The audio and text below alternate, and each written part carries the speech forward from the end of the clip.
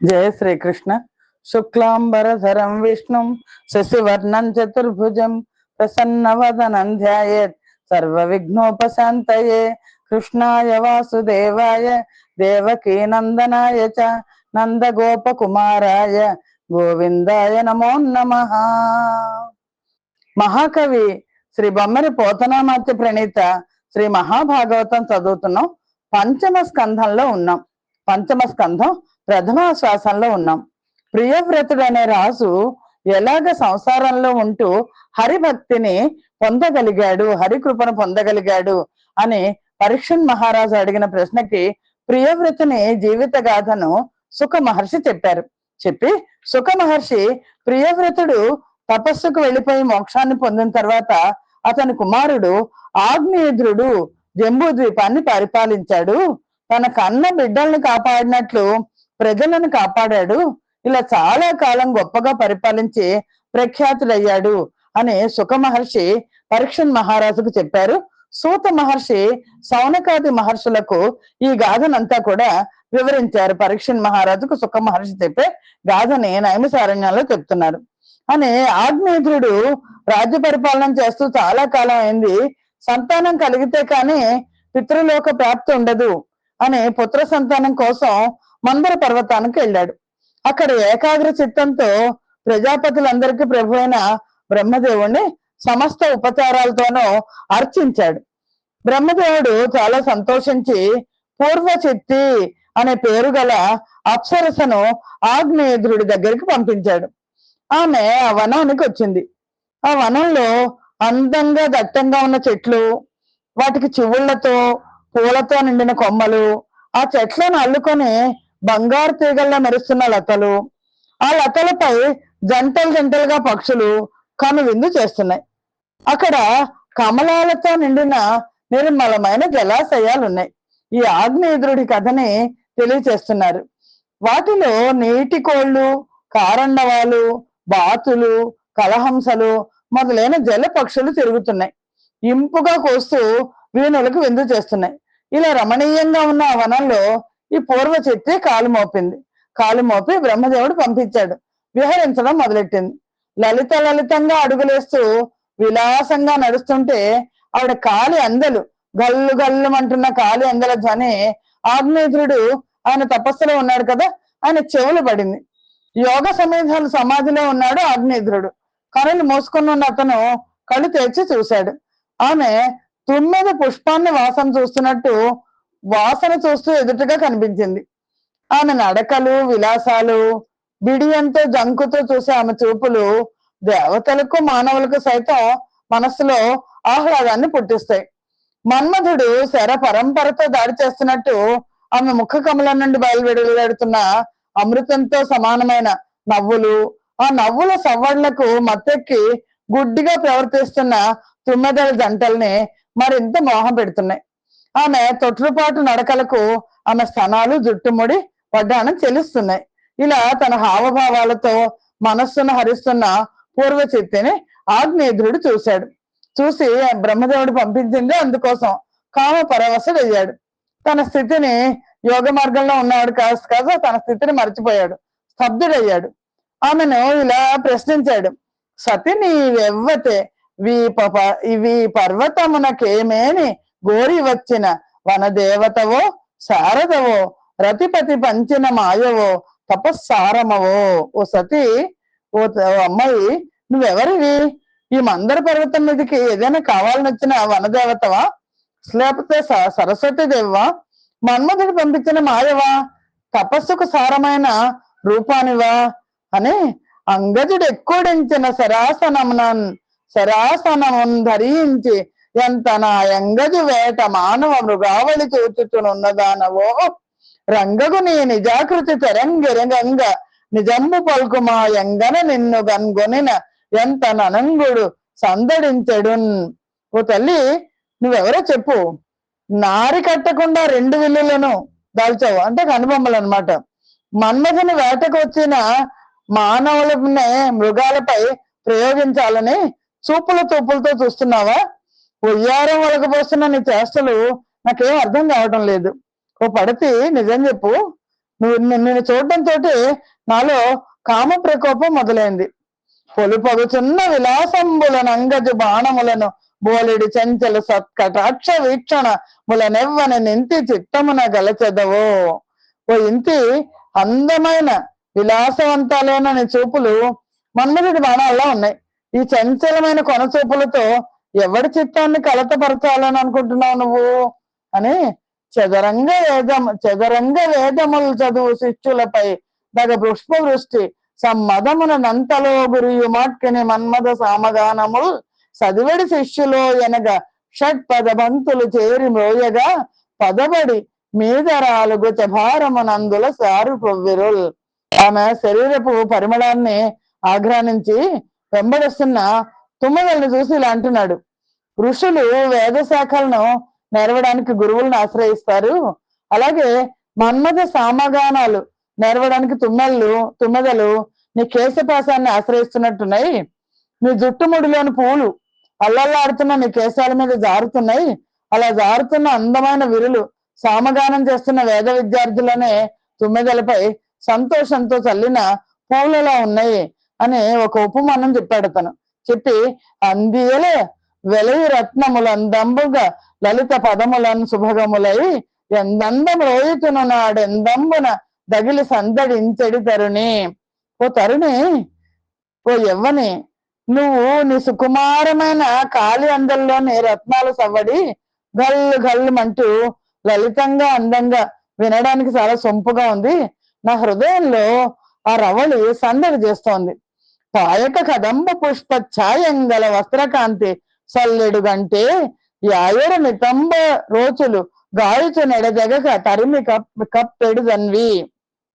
ఓ అందమైన శరీరం కలదానా, కాంతిమంతాలైన నీ పిరుదుల్ని కలిపిన బట్ట నుంచి వస్తున్న కడిమి పూల వెలుగు అడ్డు అప్పు లేకుండా నన్ను కప్పుతోంది అని నిరతము నీ తను మధ్యము గర మరుదిగ నరసి చూడగా ఆనంబడ దీకరి కుంభంబుల జోలిడి గురు కుచముల నెట్లు నిలుపుకుంటూ లతాంగి. ఓ తీగలాంటి మేనుగలదానా, నీ కుచములేమో ఏనుగుల కుంభస్థలాల్లో ఉన్నాయి, నడు అసలు కనిపించడం లేదు. ఈ కుచాలని ఎలా నిలిపావా అని అనుమానం వస్తోంది అని పొంకములకు కుచములపై కుంకుమ పంకంబు పూసుకొని వాసనలన్ గొంకక వెద జల్లెడు నీ బింకంబగు సన్నుదోయి పెంపో సొంపు. సన్నులు అతిశయించి బరువెక్కున్నాయి, వాటి మీద కుంకుమ పోసుకున్నావు నువ్వు. పంకం సోపు మేరుతోంది, ఏమాత్రం జంకకుండా ఆ సువాసనలను వెదజల్లుతున్నావు.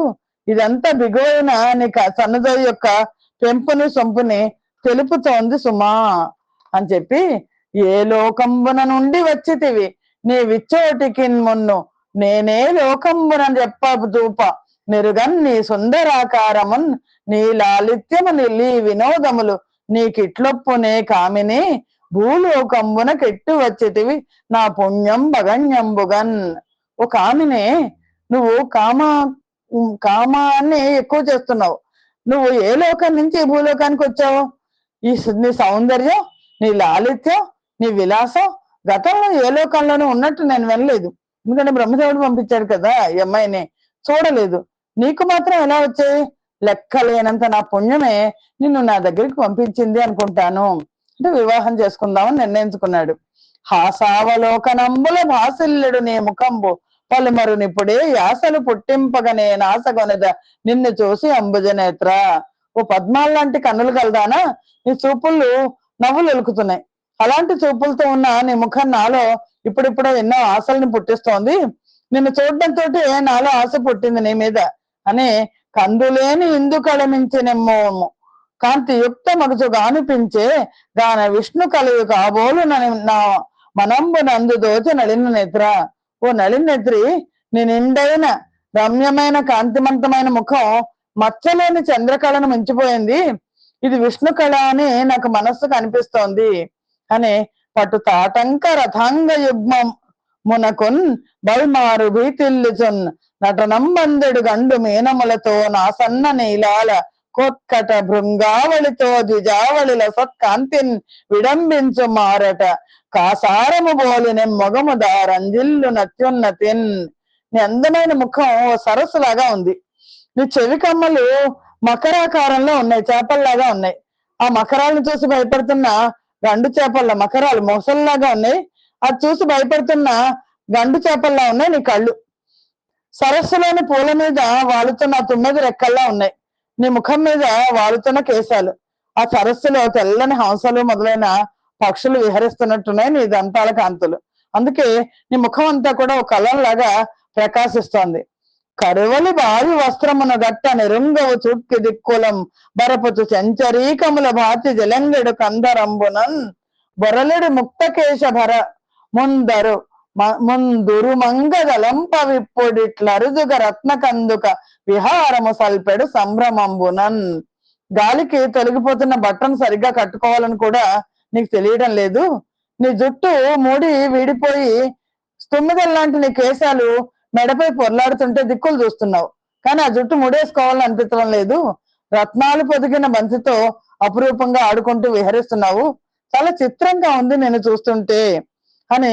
ఇంకా ఆగ్నేయుద్రుడు ఇలా అన్నాడు, తపస్సే ఘనంగా ఉండేవారి తపస్సును నీ రూపంతో దొంగిలిస్తున్నావు. ఏ తపస్సు చేసి ఈ చక్కదనాన్ని సంపాదించావు? నాతో కలిసి తపస్సు చెయ్యి, సంసారాన్ని పెంపొందింప చెయ్యి. బ్రహ్మ ప్రత్యక్షమై నిన్ను నాకు ఇచ్చాడు కనుక నేను నిన్ను విడవలేను. మా మాటలకు నీ చెలికత్తెలు కూడా అనుకూలిస్తారు, నువ్వు వెళ్లే చోటికి నన్ను కూడా తీసుకెళ్ళిపో అని స్త్రీలకు అనుకూలంగా మాట్లాడి నేర్చిన ఆగ్నేయుడు అనేక విధాలు పలికాడు. ఆ పూర్వ చెట్టుకి అతని బుజ్జగం మాటలన్నీ చాలా అందంగా మాట్లాడాడు కదా, అవన్నీ నచ్చాయి. దాంతో ఒప్పుకుంది ఆవిడ. వీరులలో శ్రేష్ఠుడు, రాజుల్లో గొప్పవాడు అయిన ఆ ఆగ్నేయుడి రూపము, శీలము, ఔదార్యము, విద్య, వయస్సు, సంపద వీటికి ఆమె మనస్సు వశమైంది.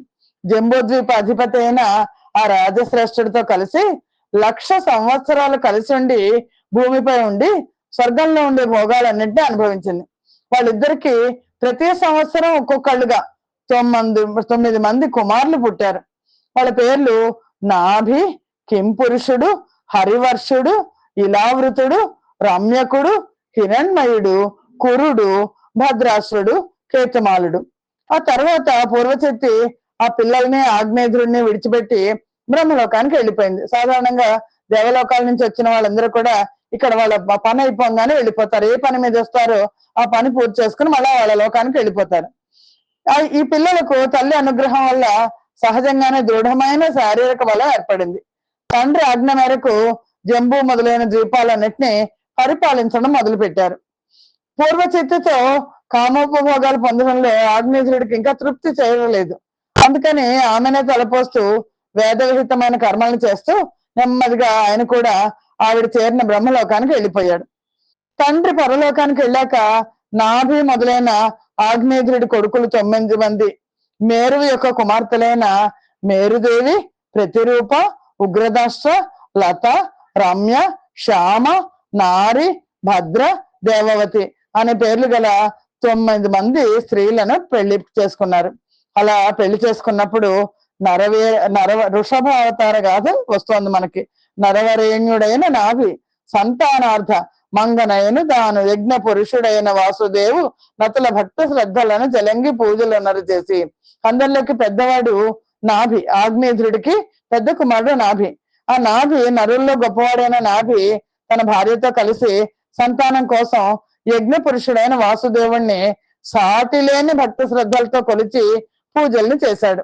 అలా చేస్తుంటే ఆ ఆరాధనలో ప్రవర్గ్య హోమాలు సాగుతున్నాయి.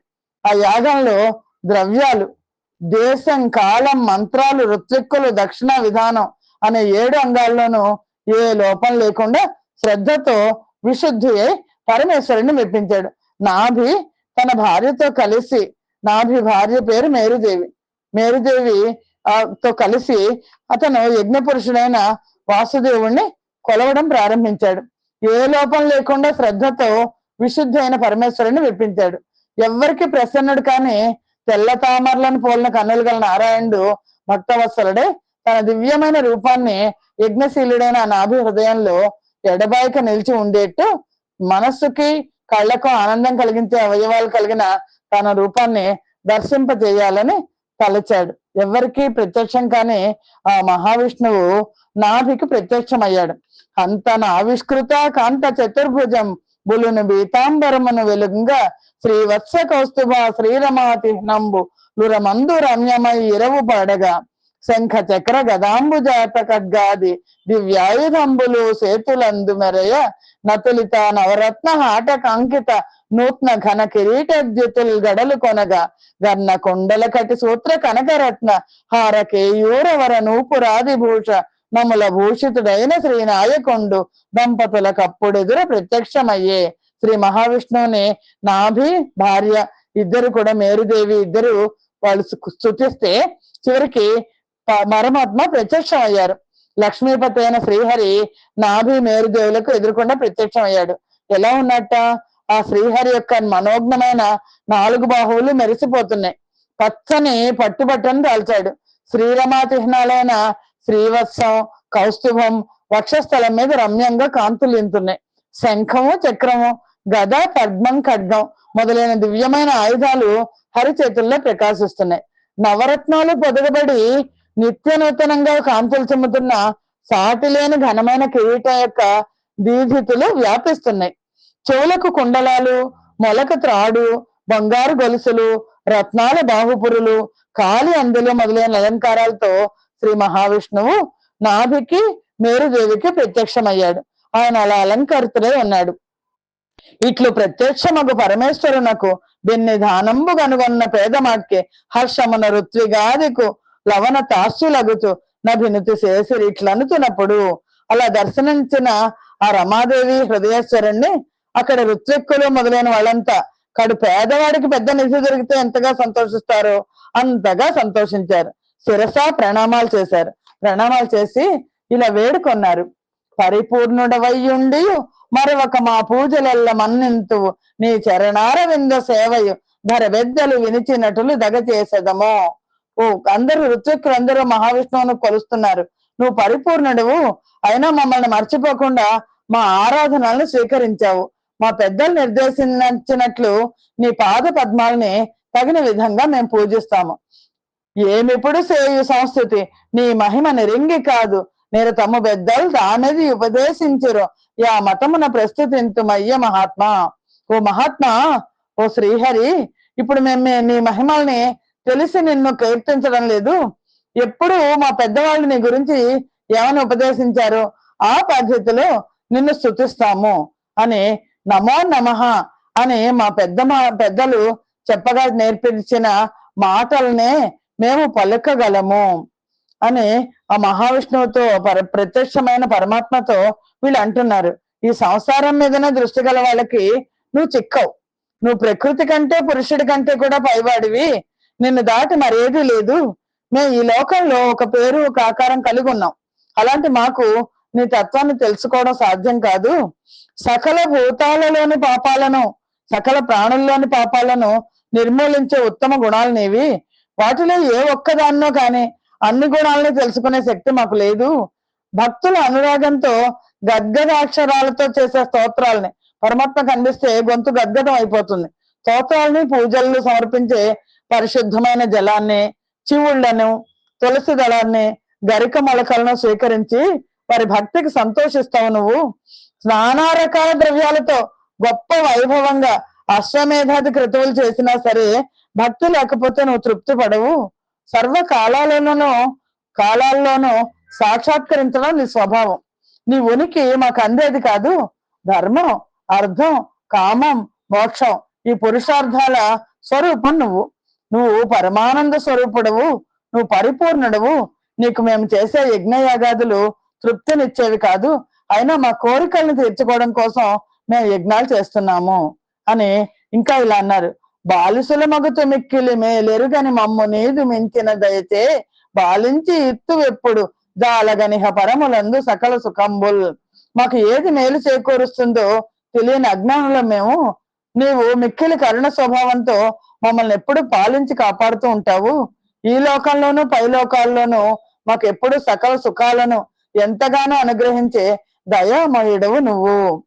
ఇప్పుడు మేము నీకు నిష్టంబులకు పూజలా తెరింపకున్ననైన అధికమైన నీ కృపా కటాక్ష వీక్షణముల జక్క చూచి తగ ప్రసన్నుడగుతూ నీకు ఏది ఇష్టమో ఆ పూజలు నేను చేయలేకపోవచ్చు.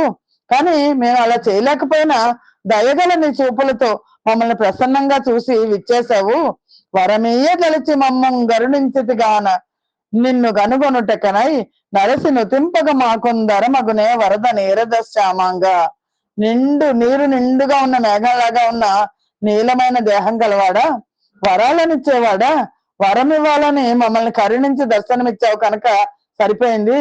కానీ మా అంతటి మాకు నిన్ను చూడాలంటే నీ కోసం పరితపించి నిన్ను కీర్తించడం మా వల్ల ఎలా అవుతుంది అని ఎట్టి తగులము లేకుండా నిశితమైన జ్ఞానంతో, ఎలాంటి జ్ఞానము లేకుండా, ఏ మాలిన్యము లేనివారు, భగవంతుని యొక్క స్వభావాన్ని కలిగిన వారు, ప్రకృతి కంటే వేరైన ఆత్మస్వరూపాన్ని బ్రహ్మాత్మకంగా దర్శింపగలిగిన వారు ఆయన మహర్షులే నిన్ను స్తుతించే స్థాయి కలవాళ్ళు.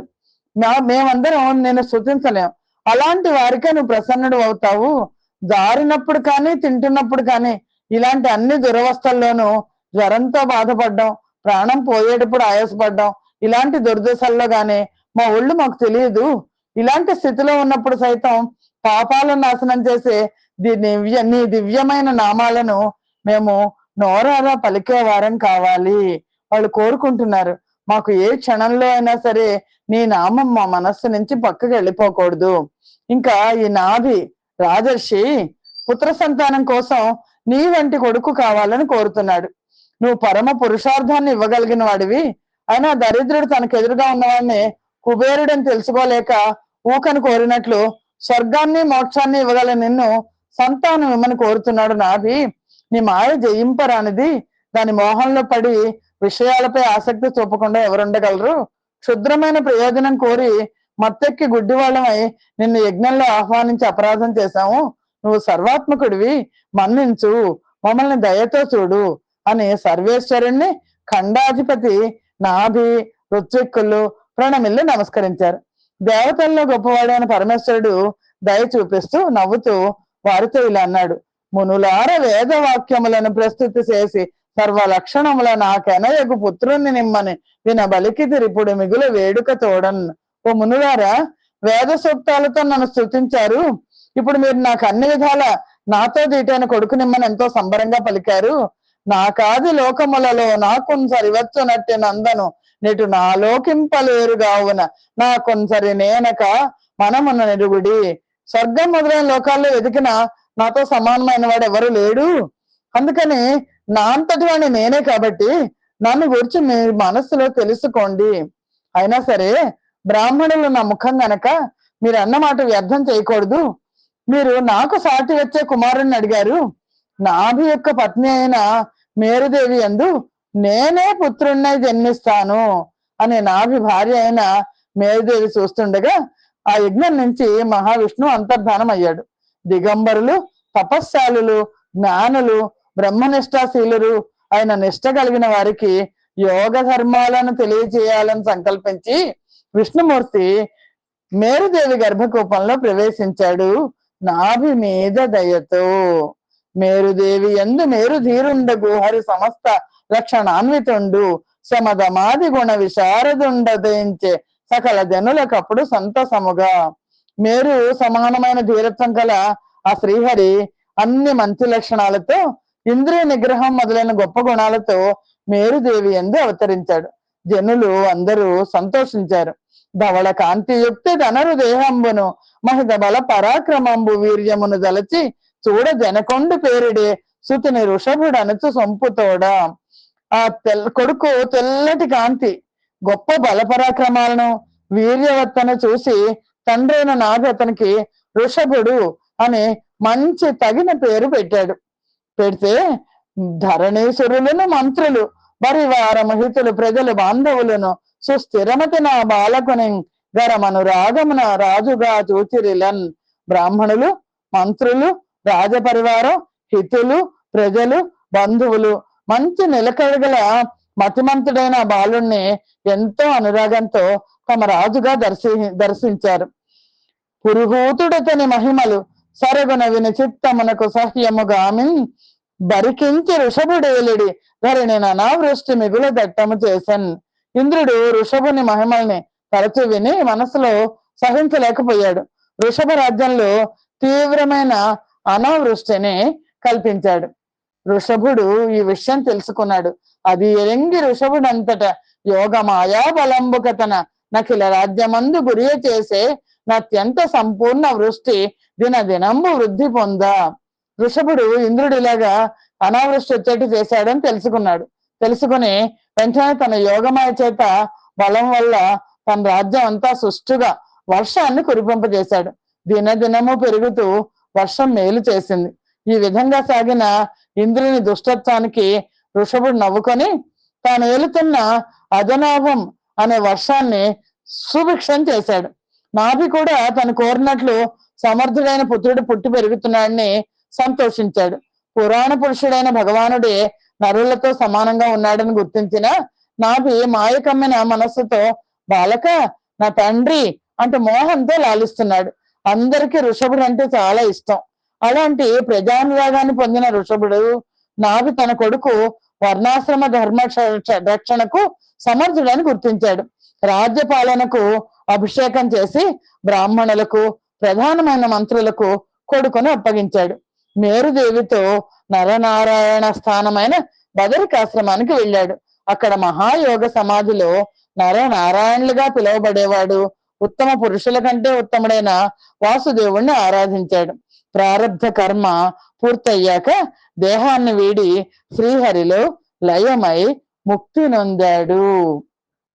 సరసత నేను రూపాలకొని జన్మమునందున భూసురోత్తముల్ సరసిజ నాభునిందగా ప్రసన్నత పెట్టినంత మెచ్చి ఈశ్వరుడు తనంత గర్భమున వచ్చి తనూభవుడై జనించే నా నరపతి నాభికిన్ సరి అనందగునే నరనాథయన్యులన్.